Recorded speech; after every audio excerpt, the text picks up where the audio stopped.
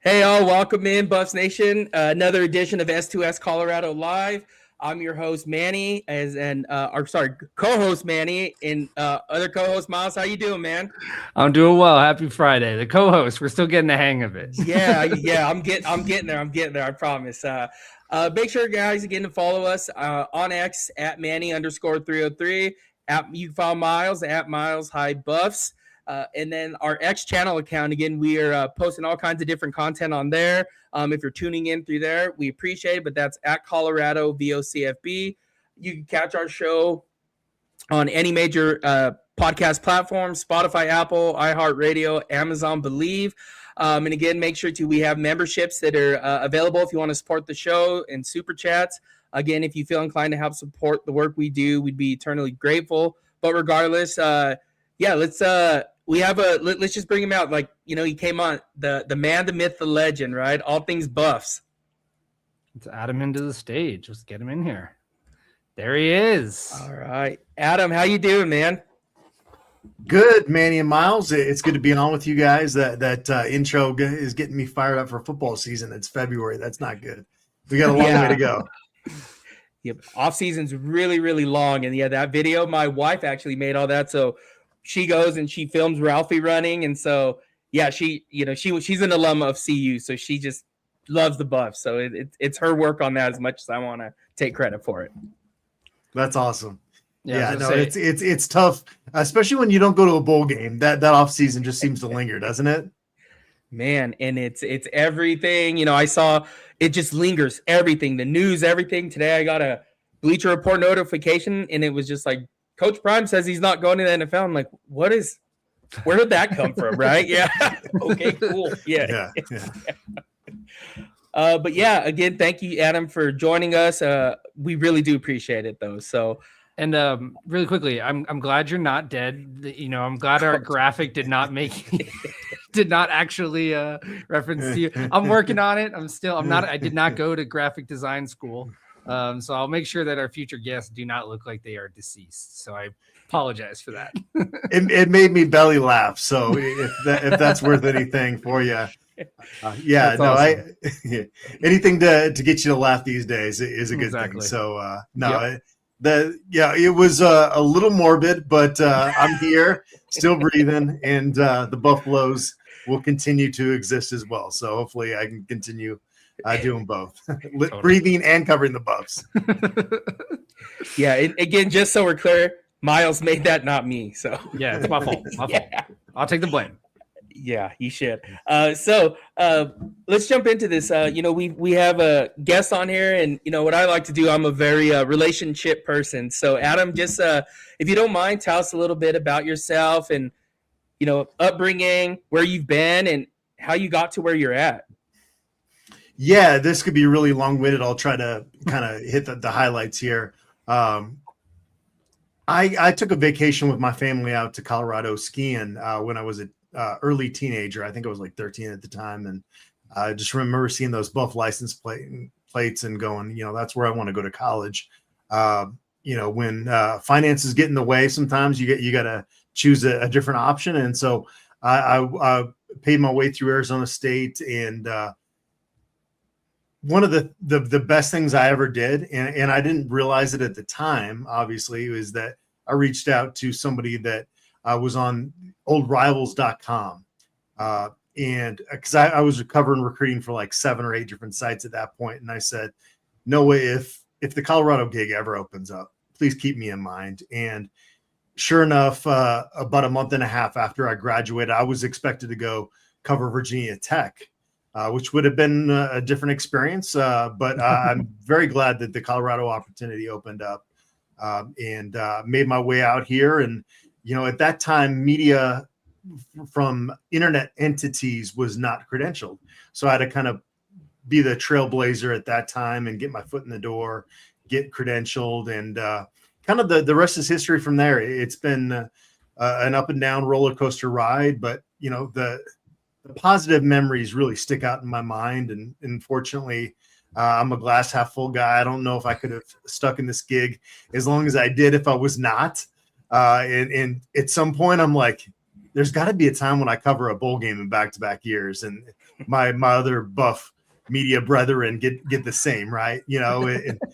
So just kind of waiting on that now. It's been a long time, but I've met so many great people around the University of Colorado, from administration to fans to players and coaches. I mean, it's just been unbelievable, the experience, despite, unfortunately, some of those Saturday evenings going awry on us. Yeah, the rocky years, as we call them. Yeah. I want to go ahead, Adam. So what was the first team you covered at Colorado? What year was that? I'm just curious. So first year covering recruiting for Colorado as a publisher of BuffStampede.com was 2003. So that was the lightning game down at Rocky Mountain Showdown. But I was not credentialed at that point. That took about a year and a half to get accomplished. I was watching that one on the living room, but that was one that was very memorable back in the day. Yeah. So that would have been Joel Klatt, right? If I'm correct, that was QB at that point. Yeah, I know. I just started liking him, and I start talking like I like Bobby Purified, Chris Brown, Donald Strickland. Those are the Buffs I grew up watching. So I was just kind of curious the timeline that it fell. So.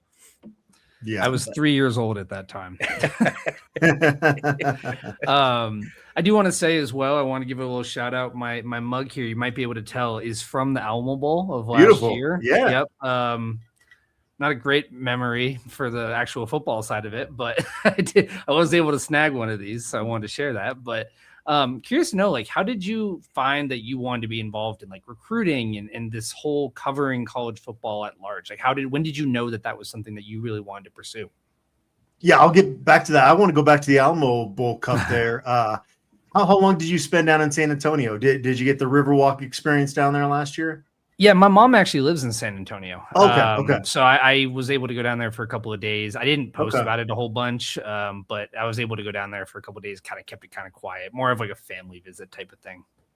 Yeah, the games have not gone well for the Buffalo down there. I'll tell you that Riverwalk and just kind of how close everything is to the stadium makes for a really good bowl environment. Like 100%. If they had gone 3-0, I would be clamoring to get back to San Antonio, to be honest with you. Yeah. It's a great spot. Yeah, it really is. It's kind of a glorified canal, but it works. It just does. It is. And when there's people around and it's a nice day, it's like it's a really nice, the trees and the overhang. It's perfect. Yeah, definitely. Kind of going back, you were asking about what made me think that I wanted to do this. Before I got my driver's license when I was 16 years old, I taught myself HTML and would stay up till like 2-3 in the morning. This is back. This would have been 96. So like we're talking like just post dial-up days, like the very beginning of high-speed internet. And I created Gary Payton Online. It got published in a couple magazines, and nice. I was like, okay, I can actually do this for a living. Maybe, I don't know. Then I got in college and I went to into journalism. One of the early classes was creative writing, and the teacher told us to take a journal and go down on campus, sit in front of a building and tell its story. And I sat there and I looked at this building and I'm like, this is not up my wheelhouse right here. I can't tell you how many home runs this building hit last year. Yeah. I don't know how many sacks it had. Yeah. And so I pivoted, went to criminal justice, and then pivoted back. So it was a little bit of a transition there. But Gary Payton, who I need to reach out to at some point and just try to do an interview. I don't know what he's up to these days. I know he was in the media for a minute there, but just to thank him for kind of being my inspiration when I was when I couldn't drive. I had no life when I was 14, 15, and I kind of taught myself some of these tools. Totally. That's awesome. Yeah, I love that though. And then so how did you get connected with the 24/7 and that whole process, right? I know you kind of were alluding to it a little, but how did we get there? I guess so just how did you get to where you're at today? Well, just you got to grind early on. That's something that I'll tell every young journalist that comes to work for me, is that it's a fun job, but it's one of those jobs where like there are things that you have to do that, you know, the average fan doesn't realize that aren't as fun.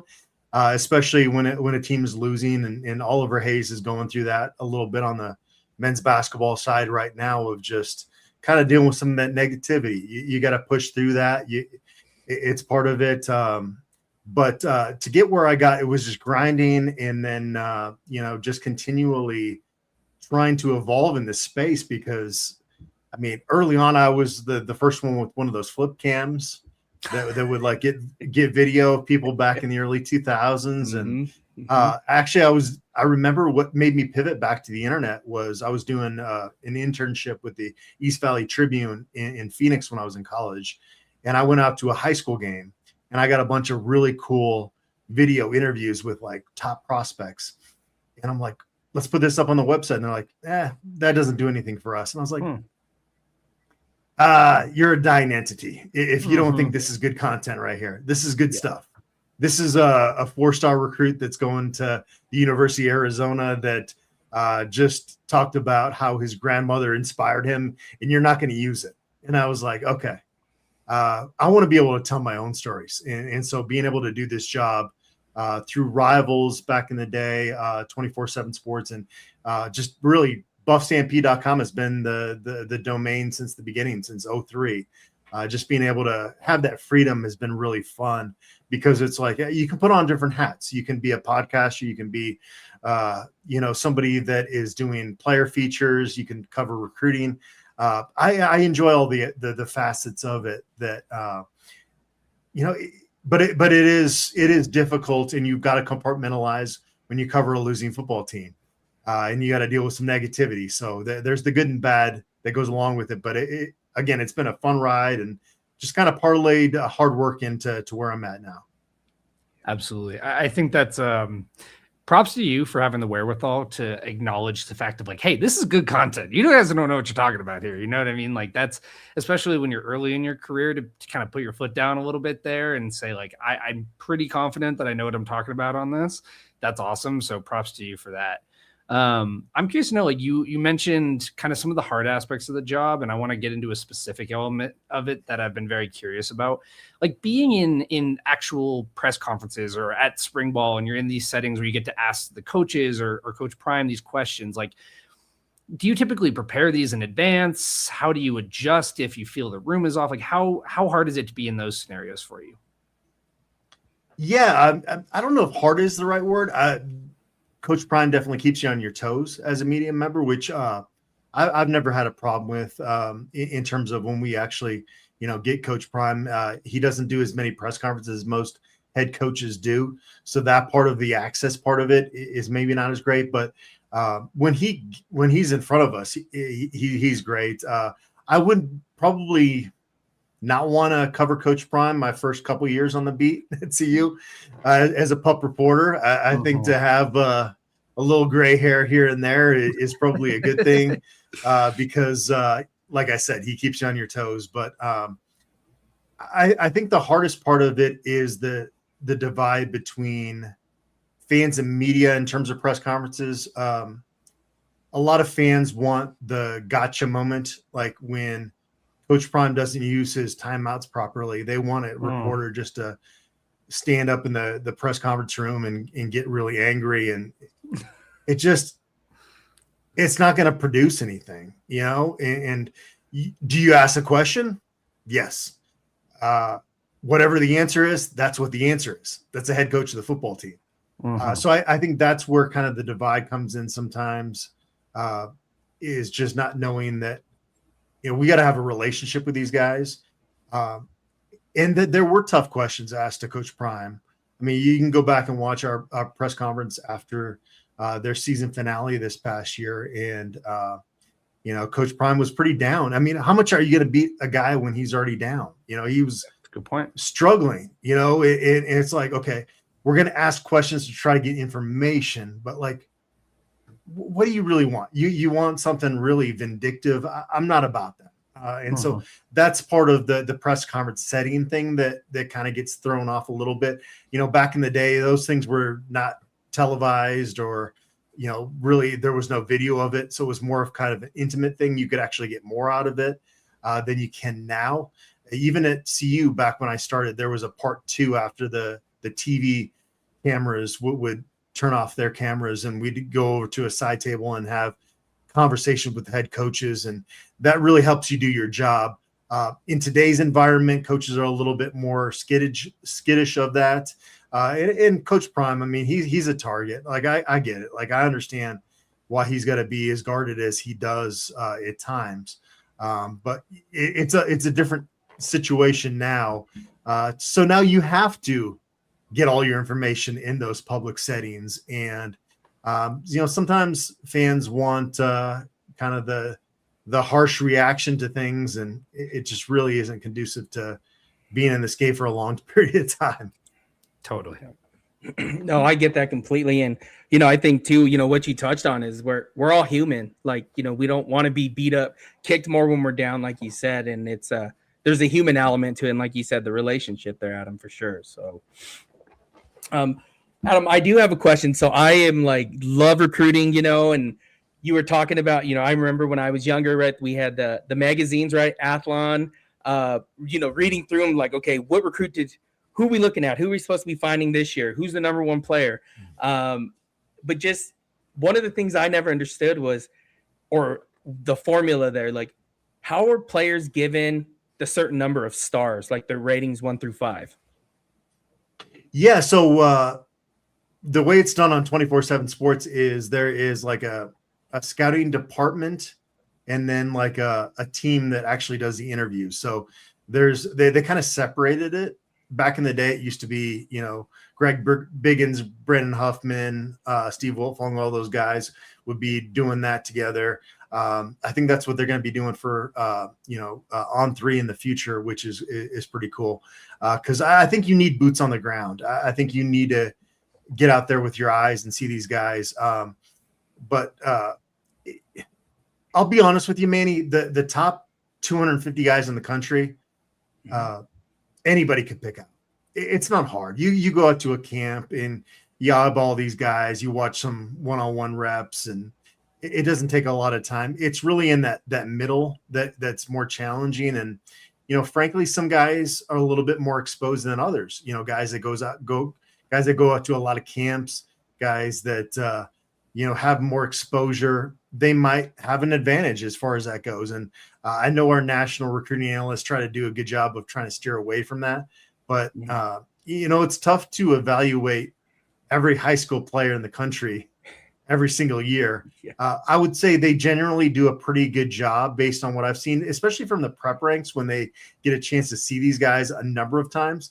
Now, the transfer ratings, you can't do that. You have to, because you're a business and you're trying to make it relevant. But Jaheim Otis is an 87, and there's guys that are 86s and 85s on Colorado's incoming transfer class that are going to have a much bigger impact that Jaheim Otis has next year at his new school. So I would say that is challenging.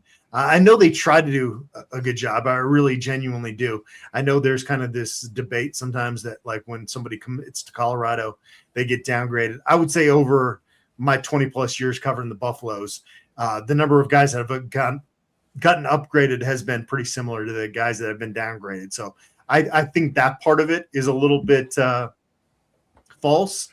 But it's also part of the fun, right? Of being able to pull up a young man's huddle film and say, I think these guys are idiots.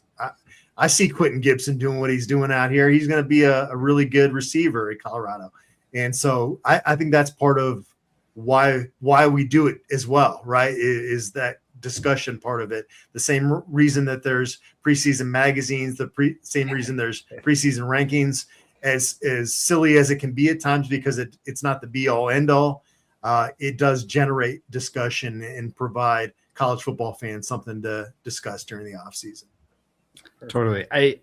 You actually answered a question I had in my head, which was exactly about like, do you believe in the whole downgrading if they commit to a school that, they're not expected to, or upgrading them based on like if they go to a school that's higher? Sounds like you have a pretty good track record of understanding the data behind those, which is really cool. One other thing I wanted to ask you on that, and kind of in that same range, like we've talked a lot, Manny and I, about the value of high school recruiting in today's day and age, and the money that you commit to it versus like do you just go portal and do you spend that money there? Like, after covering this business for so long, do you see a decline in the value of actually going after high school recruits nowadays? Or like, where does that line play for you today? Yeah, I do.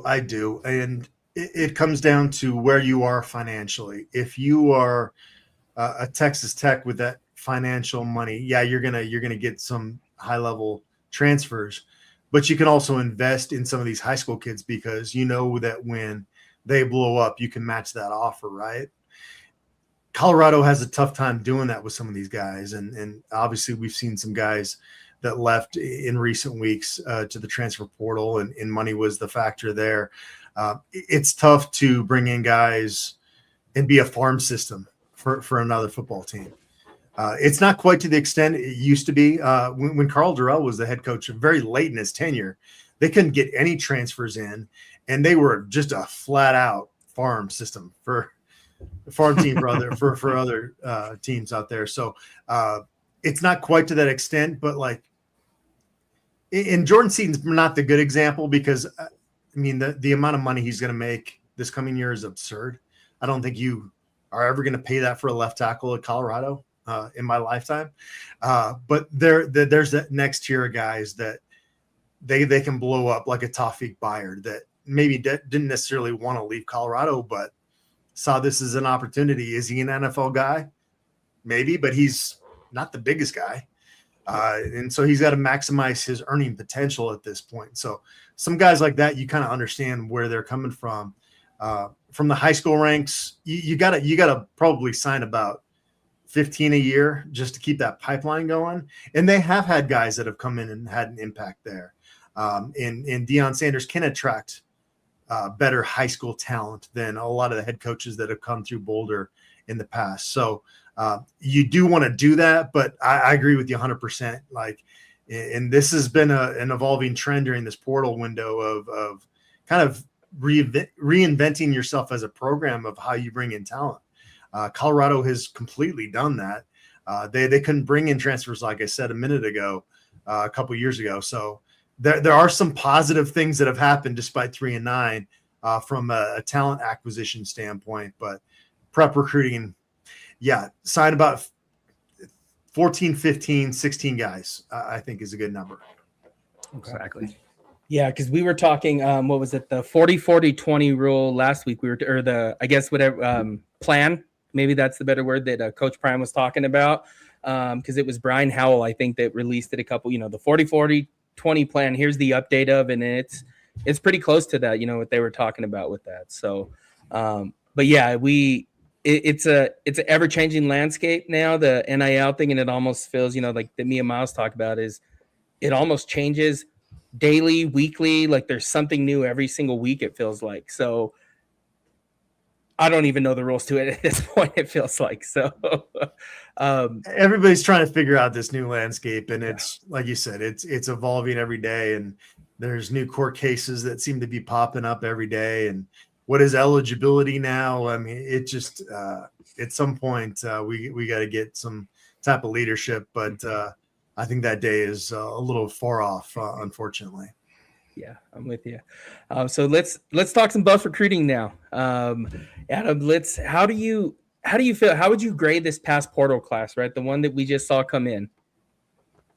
I give it a solid B. Yeah, no, I mean, especially like just the number standpoint of what you brought in. And one of the things I wrote going into this transfer portal window is that outside of QB1 and punter, I mean, the needs were across the board. And to be able to fill that number of needs in such a short window, knowing that you're not going to have that spring transfer portal window to add even more, There was a lot of pressure on Darius Darden-Box and that recruiting staff at CU, and I think they did a great job. I like the emphasis on guys, especially defensively, that are just, former team captain, or I am leading tackler on my team. I'm all conference.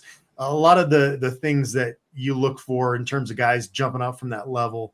That and is every one of them going to translate perfectly? No, but you're going to get enough Cameron Craigs. I feel like in this mix, that's going to make this a better team. There's a little bit more of a competitive edge to this group as opposed to last year.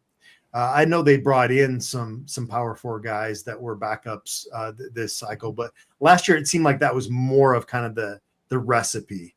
And you had some guys collecting checks in there. I mean, let's be honest about it, And so I don't foresee that with this group now until adversity strikes, because I don't think a year ago we would have been pessimistic about that transfer class. So I got to be honest about that too. But I like the makeup of this group. Yeah, I think that's a great call out. I think why I had tweeted it early in the portal cycle was like, hey, I don't think they're going to be basing it too much on just like the rankings on the website. Like we're going for more character and fit and actual need by position. And I'm glad you said the Otis thing, because it's kind of the thing that most people think, but hearing it from someone like you, I'm like, we can validate it a little bit further. I'm curious to know, like, if you had to, based on that overall B ranking, like, is there a position group that you think, got significantly better? Is there a position group that you think still needs a lot of improvement? Like, where's the top and where's the bottom for you at this moment? I want to say in I hope this is true for the Colorado Buffaloes, is that linebacker is improved the most. Yeah. I like 3 of the guys they brought in on that group. And I like the freshmen that they signed as well. You never know. Maybe there could be a Jordan Dizon and Addison Gillum in the mix there, Nate Landman. But as you can get a little bit out of one of those guys, maybe Crawford would be one of those guys as he gets in the college weight room, because his high school film is exceptional. Mm-hmm. I would say probably linebacker for me, because when you look at what Robert Livingston is trying to do defensively under Coach Prime, you got to have really good cornerback play and you got to have good linebackers. They didn't have that last year. Mm-hmm. And we saw how that resulted. The previous year, back in 24, they had both those things and they won 9 games. So cornerback, I like a lot of the pieces there. I'm anxious to see how that comes together. I would have liked to see more another blue chipper join the mix there to kind of put cornerback in with that linebackers group in terms of this optimism we're talking about right now. Mm-hmm. But defensively, those were the 2 spots that I felt needed to be upgraded the most, and I felt they did a pretty good job of it. Yeah, I'm kind of like you. Last year I was like, we're winning 9 games last year. I did my whole thing, and now I'm like, you know what? I'm gonna take a deep breath and see how this goes, because like you said, the players they did target this year, right? Like you said, captains, high character guys, and had a lot of production, right? For the most part, or you're the one-off like crazy freak athlete, right? So I really like how they attacked it.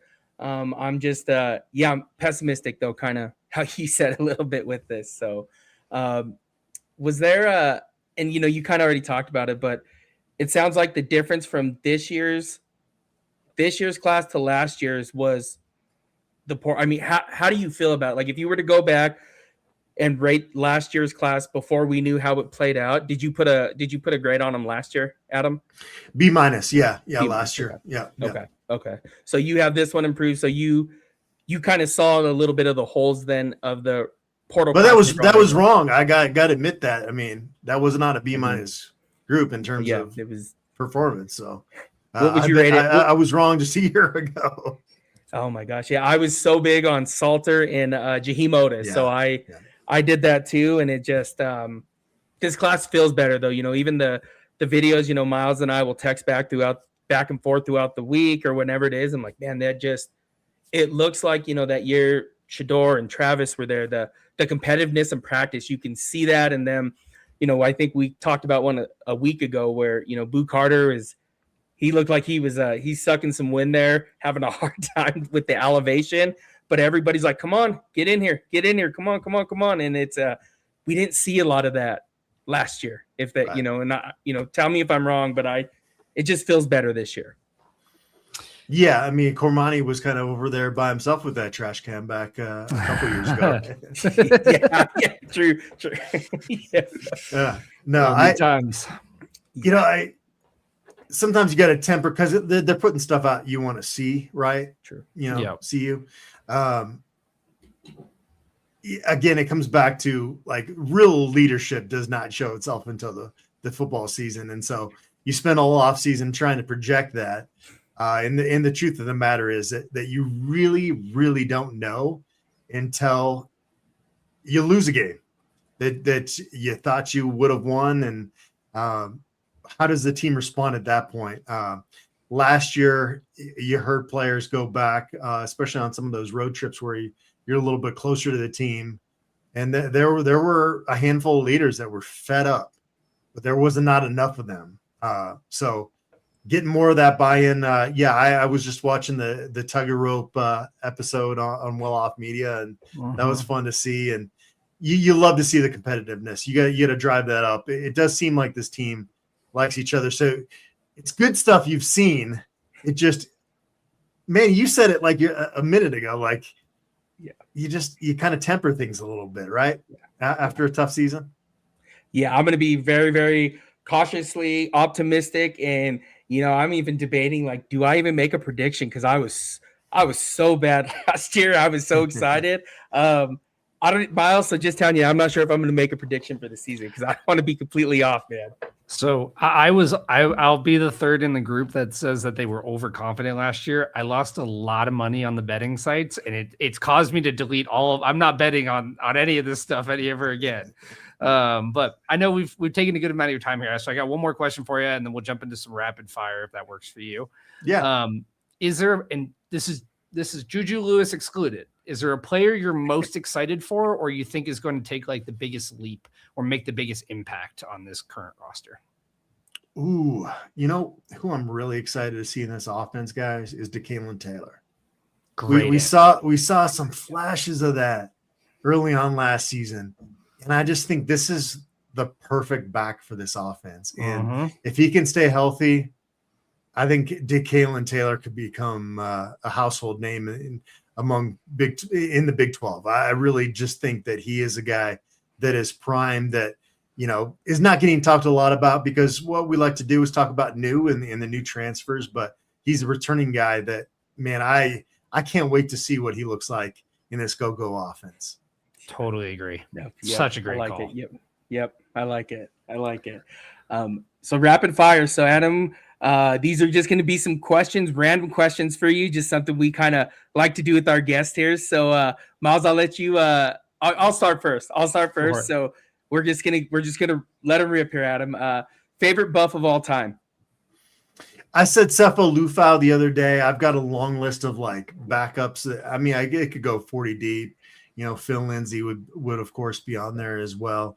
I don't want to even start going down that rabbit hole of just listing off names, but I'd mentioned that Cepho to me was just the ultimate warrior, somebody that maximized his potential, and just watching what he did in those last two home games at Folsom Field in 2016, and basically being a quarterback / fullback and wooing them into the Pac-12 championship game.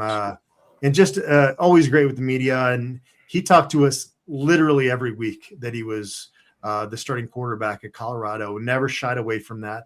And I remember talking to Cepho one time. I was like, this is not your favorite thing to do, is it? He's like, he had a very professional mindset about him, which I appreciated. And one of those guys that you knew no matter what he was going to go into in life was going to be very successful. And so a big fan of Cepho Lufau. Me too. Yeah. Funny enough, those games were actually, because I came in to see you as a class of 2017, so graduated in 21. That season was actually the season that I was watching those games and I was like, I want to be there. I want to be a part of that. And then my 4 years in college were terrible. But anyway, I digress. What's your favorite food? I just want to know. Pasta, man. Any type of pasta. Throw it in front of me. It's gone. Gotcha. I got a good pasta spot that just opened here in Denver. I'll have to, I'll send you the info on it. It's a little under the radar, but I'll send you it. I like it. Dream car. Say it again. Dream car. What would be your dream car? Dream car. Okay. I'm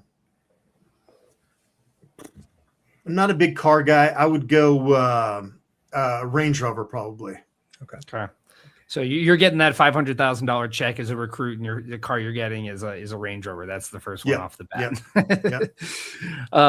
Curious to know, like, if you were to become a college football player and an NFL player, like, what position would you play? Like, what's Adam on the football field?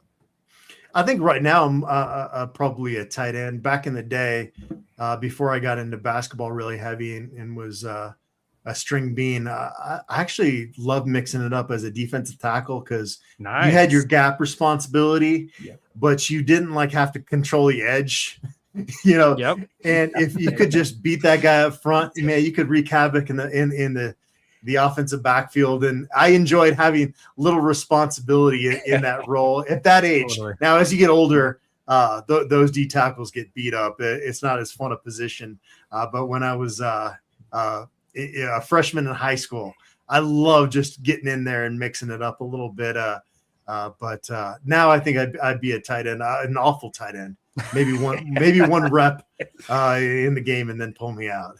You're there for the bringing up the team GPA. Yes. Adam, do you watch WWE or WWF? Have you ever into it? I have not. No. Okay, man. We had what's our, oh my gosh, Ben Finiseth. Ben Finiseth. So he had a tryout with WWE, right? And me and Miles brought it up, and Miles was like, I don't know what you're talking about. He's like, yeah, maybe he could be John Cena, The Rock. You know, I started doing all these things, and he was just like, I have no idea what you're talking about. Like, just go. So I was going to ask you what wrestler he would be or what personality, but I'm going to leave that alone. The Rock is the most famous person I've given a fist bump to since Coach Prime got to Boulder. So I'm going there. That's good. I'm not usually that guy. Like in fact, I'm a diehard Celtics fan, and there was Paul Pierce and Kevin Garnett down on the sidelines, and I was too shy to go up and ask for a picture. But when I saw The Rock, man, I was like, you only got one chance to do this. Oh man. So one, that is like my man crush, right? So The Rock, I love The Rock, so I'm very jealous of you, Adam. And then secondly, I'm a huge Lakers fan, man. So I hate those three you just talked about, man. It's good though, man. Like yeah, it's fun. The Celtics Lakers 30 for 30 is like the best. Gosh. Oh man, I love rivalries in sports. It's great. Yeah, no, absolutely. But Miles, go for it, man. I was going to say, I actually grew up in New England, so I went to a lot of Celtics games growing up. So we'll have to talk about that another time separately. But last thing I wanted to say, because I know we've kept you here for a long time, I don't know if we've ever talked about this, but the picture that I have on Twitter, the one of me like in the crowd at the CU game, Liz took that. Your wife took that. I think we've talked about that before. And so I was like, a very cool, like it was such a great moment. I was like, it was like the one where it was raining like really heavily. I think it was his second year. So she took that photo, and so I've used that. I kind of had somebody do like a little drawing out of it. But it's just such like a great moment. My family loved it. So I just wanted to make sure I pass along, like, thank you for that. Cause that was such a great, I will share that message with her. Yeah. We were talking the other day. She likes to do one road game a year doing photography because she's got a full-time job. She's working more hours than me, honestly. And she went out to West Virginia last year with me and got to see Julian Lewis's first start. This coming year, she's going out to Northwestern. Nice. How are you guys feeling about this stadium situation? It looks kind of bare bones, but it's right on the lake. It looks like it's going to be a kind of a cool setup. It's the old one, right? Or the transition one, because they're building a new stadium. One. Yeah. And that's going to open. I think it's going to be available like this coming season, but just not quite enough in time for Colorado's trip up there. I don't know if I'm the lone one in this. I thought the old stadium was cooler. I thought on the water, I thought that was really cool. Like I thought it was great personally. Okay. I about just you? worry about humidity because we went to a wedding a few years ago, in the Chicago, and it was like, yeah, I didn't, with the lake right there. That is a whole different thing that I am not used to. Here in Colorado, it is dry. We have dry heat. That was that was quite the experience for me. So that's my worry for the team. I'm already going to do some preseason training in the steam room because they go to Georgia actually to kick off the season in Atlanta. Yeah. Talking about humidity, that's going to be, you're going to be dripping some sweat on that one. Yeah, totally. Holy cow. Yeah, that's awesome. Adam, real quick, we have you here. Is there, you have anything you're working on that our viewers should be on the lookout for? Anything anything you want to share with us? So right now we're doing a ton of breaking down features with the transfers that are coming in. And I reach out to other people that have covered guys that are coming into Colorado's program. You get really an honest look at what these guys provided to their past team. And I've been impressed with just kind of and I always do this when guys leave Colorado, when I get asked questions about a guy, to be honest, as honest as you can. And so we've gotten some honest takes on some of the incoming transfers that are coming in. Before you know it, spring ball is going to be here.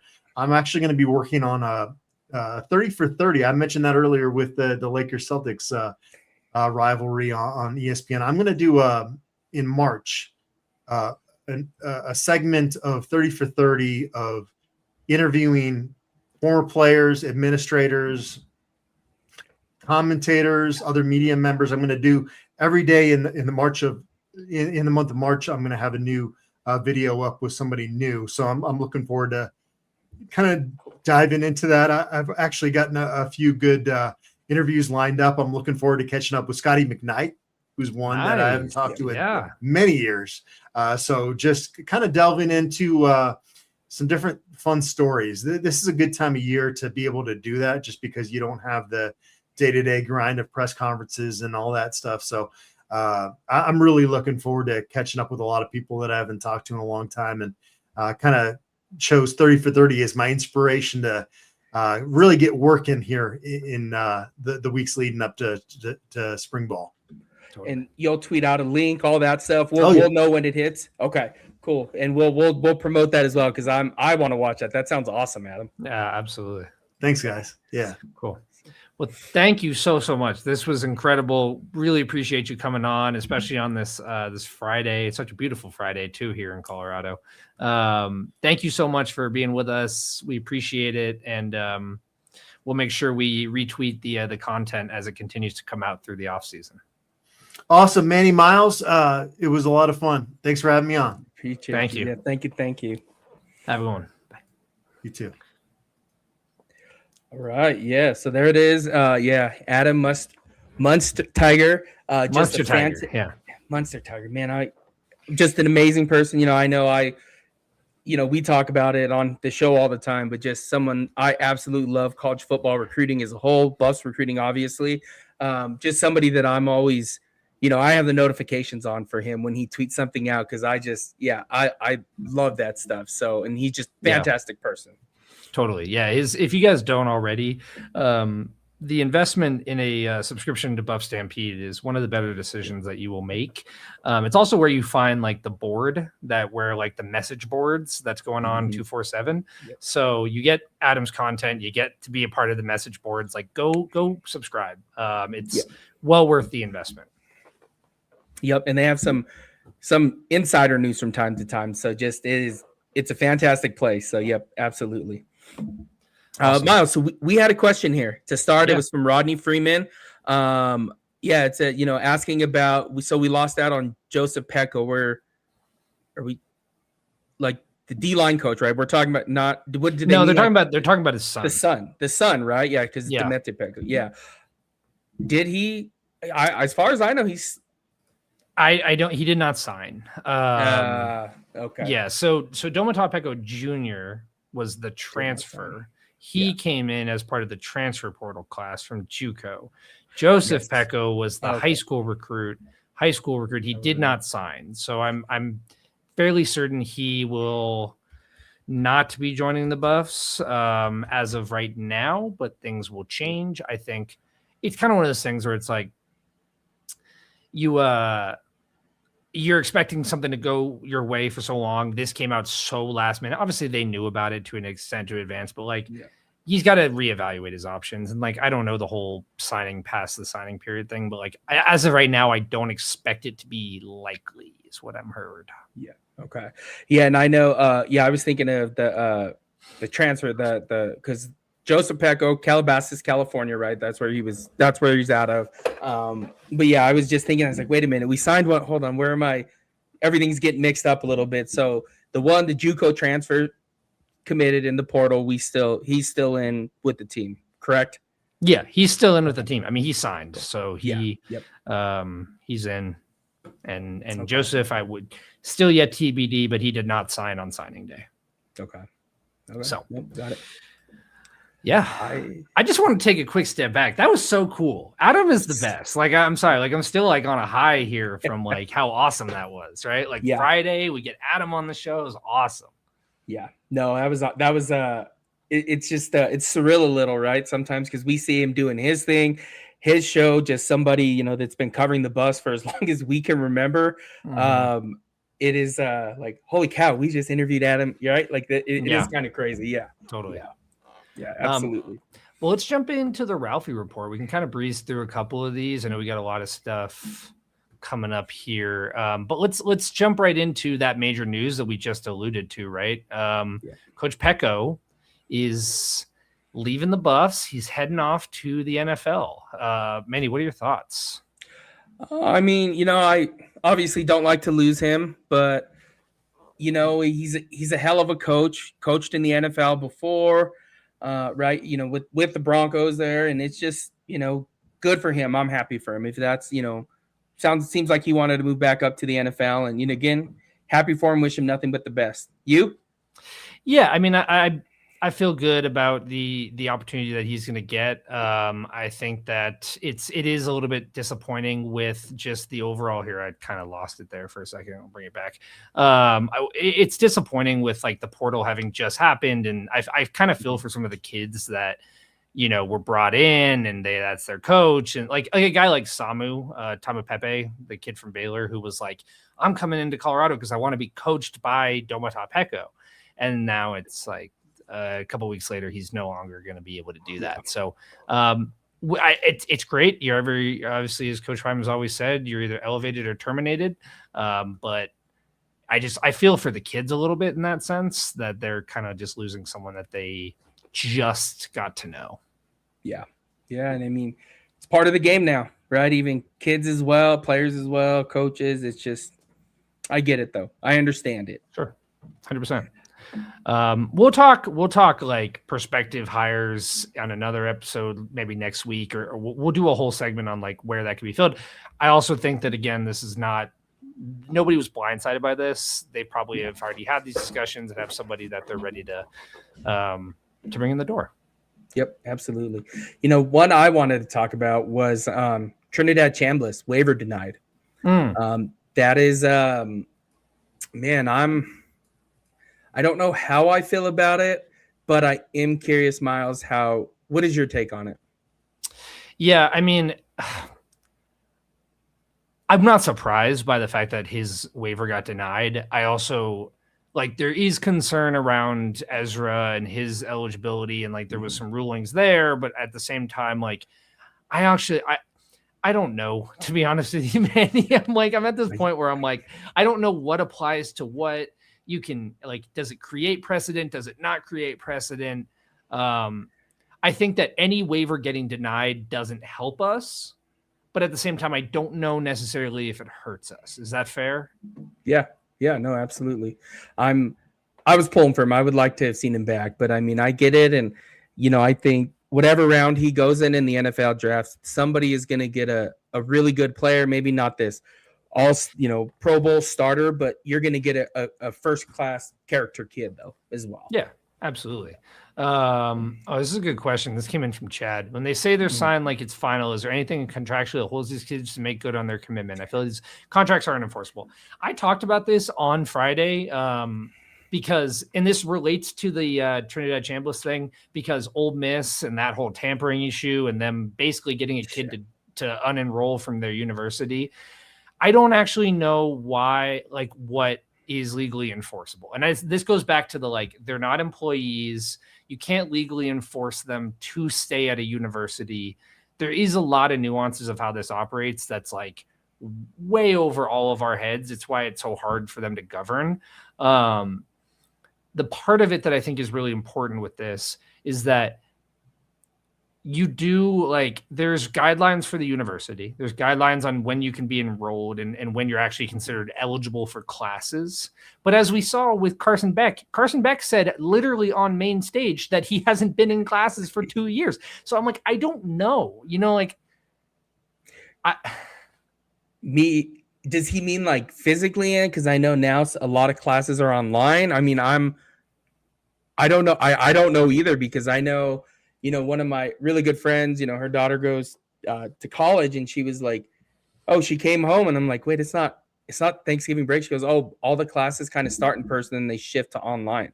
Mm-hmm. And I was kind of like, well, maybe that's what he's talking about. I have no idea. I have no idea. Yeah. But to answer the question, Chad, like, I think for the most part, the thing that holds them is like the inability to want this to have to blow up in their face. Like we kind of saw like the Damon Williams thing. And then like a couple of these kids where it's like, if you really want to cause problems and you want to be seen as a headache, go do that. And I think I don't know if the contracts are fully enforceable, but I also think that the reputation that you get from this situation is part of what, like, kids, they've already moved there. They've already done all the things. Like, it's not going to be a massive thing. You're going to see a bunch of kids just like moving after they've signed. It's kind of my perspective. Yeah, no, I get that. What about Mike McCarthy, Coach Mike McIntyre? Yes, Coach Mack and Coach Mike McIntyre, two different. Yeah, absolutely. Yeah, former Buffs coach Mike McIntyre. After being, if you don't remember, he was head coach of FIU, and somewhat didn't have a great ending at FIU. I actually kind of kept up with that a little bit, but he is going to be headed to Oregon State as their defensive coordinator and safeties coach. So good for Coach McIntyre. Yeah, how do you feel about Coach McIntyre? So I don't know how everyone.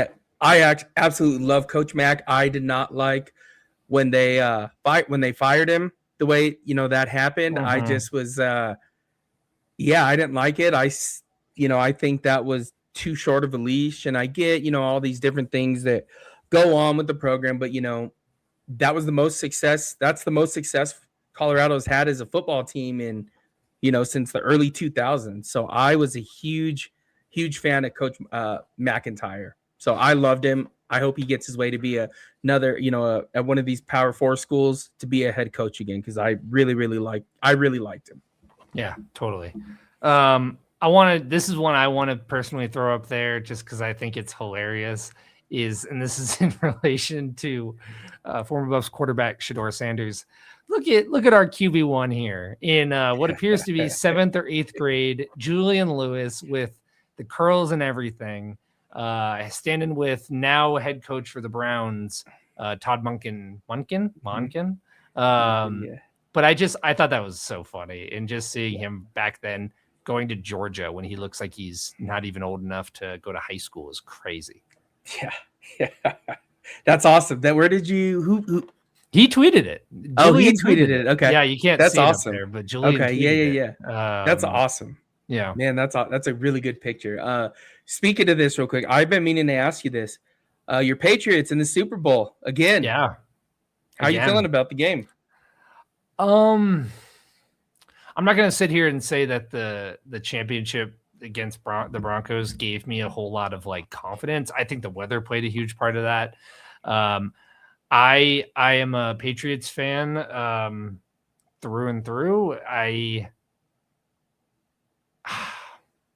think that they have a gritty element to how they go about games, but I also, having been a Miami Heat fan, know that typically tends to hit a wall at a certain point. And I could see the Super Bowl being the point where it's like, yeah, this like kind of constantly grinded out, second half type of game. I could see that being finito at this point against the Seahawks. Seahawks feel a little bit more well-rounded, but I'm excited for it either way. It's always fun. I was thinking, up until, I don't know, maybe a couple of days ago, I was like, man, this is going to be a blowout. The Patriots going to get blown out. And then you kind of start to think about the way the Patriots have played all season. And then you kind of start to remember who their head coach is, right? And it's like, oh, yeah, they've taken on that whole character of Vrabel, right? Like the team has definitely taken that on. And I think it's going to be like a really, really grinded out game. And I think, I don't think they're going to get blown out. I think that they're going to make a game of this, though, and just again they take on their coach's personality, and that's where I'm at with it now. I don't know how I feel. I do think the Seahawks win, and maybe they start to pull away a little bit later. But I think this is going to be a good game, though. Tough game. Yeah, it's always fun. The Super Bowl is always fun. Yeah. One other thing I wanted to touch on, because it is relevant and it's something I think we should talk about a little bit, is Xavier McDonald ultimately flipping on signing day to James Madison. His brother Dolph McDonald had decommitted days prior. So this one was a little bit expected, but like, what were your initial thoughts when you saw this? Yeah, you texted me that. I was like, wait, what? Where did he go? Yeah, seriously? I think I commented, like texted you back right away, like, what? Yeah, I don't get it. I don't understand it, but I start to, we were talking a little bit before as well. It's kind of how you said, though. He's probably going to play a lot because, I don't want to steal your stat from you, but you said, Miles, he's the highest rated player ever? I had it ready, yeah. So there are two things, as you talked about, right? So he's now their number one all-time rated commit on 247 Sports, which to me is crazy because, like, I feel like JMU has been a good enough program to the point where, like, a high 3-star is their highest commit of all time. That's just crazy to me. But yeah, I mean, like, I think the thing about it is, he comes to CU before the portal opens with Coach Marion. He was going to get a lot of playing time at Sac State. Ends up coming to CU. They pick in a bunch of receivers. And then ultimately he kind of realizes that he's probably not going to get that day one type of look or action that he was hoping for. Goes to JMU, where he's the highest rated commit they've ever had. He's probably going to be an early shot at some early playing time as a freshman. So good for him. If that's the case, then good for him. I guess another just concern I have, right, with going to JMU, let's just say you don't live up to the hype, right? Like the JMU, and you turn down a Power 4 offer, right? Like, and I hope that's not the case for him. I am not rooting for that whatsoever, so please hear me. I just am kind of like, man, like, you had a Power 4 offer to, and again, we know Colorado's not a blue blood, but they are a program that's on national television just about every single week, right? Like, yeah, I guess it doesn't make sense to me a little bit. Sure. I mean, does not playing at Colorado or not playing at JMU put you in a worse spot? I don't know that either puts you, like, you know what I mean? Or I'm like, yeah. Or does not playing at all at Colorado or playing poorly at JMU, which one puts you at a worse spot? I would think not playing at Colorado. That way you get developed and figure out how to do things. So if you're asking me, right, like you got to put in the work though, right? At some point, JMU, wherever. But I think I'm really biased though. So I would go to Colorado. I just think that getting game film is the most important. As I've learned in the transfer portal, like guys who just come in and like don't play, like they don't, and you have no film, like that's the biggest inhibitor to getting a chance somewhere else. So getting any film at all, I think is like, I'm not going to fault him for it. I know we're coming up on an hour here. How do you feel? Do you want to push some of these topics to next episode? What do you want to do? Yeah, let's push them. Let's push them till next week. Yeah, I think we got a good cover with Adam in there. Absolutely. And then, next week we'll talk about some recent offers, commits. Oh, let's I think really quickly. you Let's we talked about Xavier McDonald leaving, so let's talk about the guy really quickly that is filling his spot, Jacob Swain. Yeah.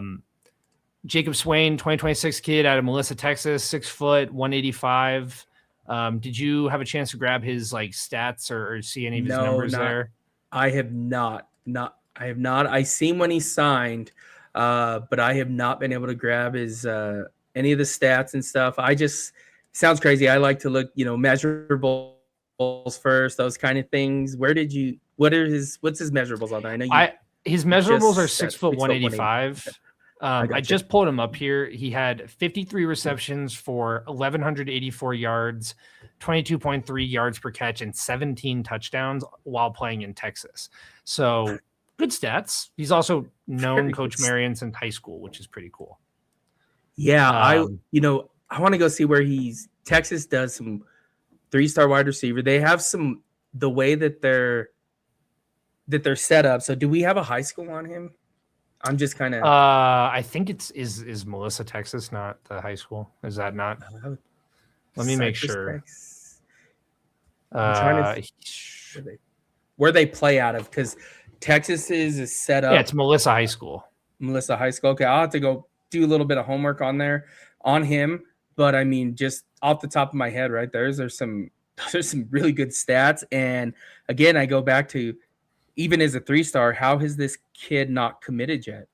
Mm-hmm. Right? Or been signed. You scroll down a little. He didn't have many offers. I mean, Louisville, Virginia Tech, Southern Florida. But he's known Coach Marion since he since he was early in high school. So good signing. Good signing. Just off the. Yeah, we swapped a 3-star for a 3-star. Yep, and this kid is super productive. Played in what I like to call it the. If you were watching, do not take this to heart. She's the mecca of high school football in Texas, right? So that is like a. I was like, I didn't know where you were going with that. Southern California. Yeah, no, stop, Maddie, stop. No, Southern California and then Texas. I am biased, but the mecca of high school football in Texas. That's a whole different animal. Have you driven through Texas or been through Texas, Miles? Yeah, so like I mentioned earlier with Adam, my mom grew up in Dallas and she lives in San Antonio. I've also been to both Houston and Austin before. So I've kind of covered the state in some capacity. I have some family that lives in the central of Texas, but I've never been to a Texas high school. Actually, I've been to one Texas high school football game, and it was at Jerry World in Dallas. So that was the one game I went to for Highland Park, Texas. Yep. Which I think there's a couple of guys came out of there. Yeah, that's real big school there in that area. They produces a lot of players. Have you ever just driven to San Antonio or Dallas from Colorado? Not from Colorado, no. Okay. It is this is going to sound so if anybody's watching, there is this little town we go through. So my wife's from West Texas, so she's from Odessa, where Friday Night Lights movie, I think, the first thing I ever said to her probably was, wait, did you go to Permian? So Friday Night Lights. But you go through this little town. It's Dalhart, Texas. And I kid you not, Miles, the footballs, I don't even know if there's enough people in that town to fill that stadium. It is this thing where I was like, it's insane to me, right? And it's cool. It's cool, right? But it's the mecca of high school football, Yeah. So totally. But real cool stuff though. So anyway, my rant today. No, you're good. And like I said, we're gonna cut it here today to not just keep dragging on too long. But we will be back next week with a full. I'm looking at, I don't have a count here, 25 offers that have come out from last Friday to this Friday. So definitely something we want to give you guys an update on. We doing Wednesday? You want to do Friday? What are we doing? I need to check Friday for sure. Friday for sure. I have. I don't know if I have a commitment Tuesday or Wednesday night. I can't remember. We'll figure it out. We'll tweet it out from the actual Colorado VOCFB channel again. Do you have anything else you want to add, or you want to wrap up here? Nope. I think that's it for today.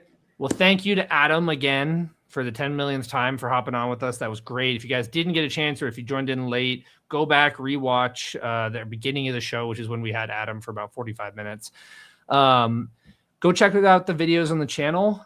There's some clips on there. I did some recruiting stuff from last week and kind of some depth chart conversation. So go check those out. As always, follow us on social media. And Scobas, baby. Baby. Thank you guys. Have a good weekend.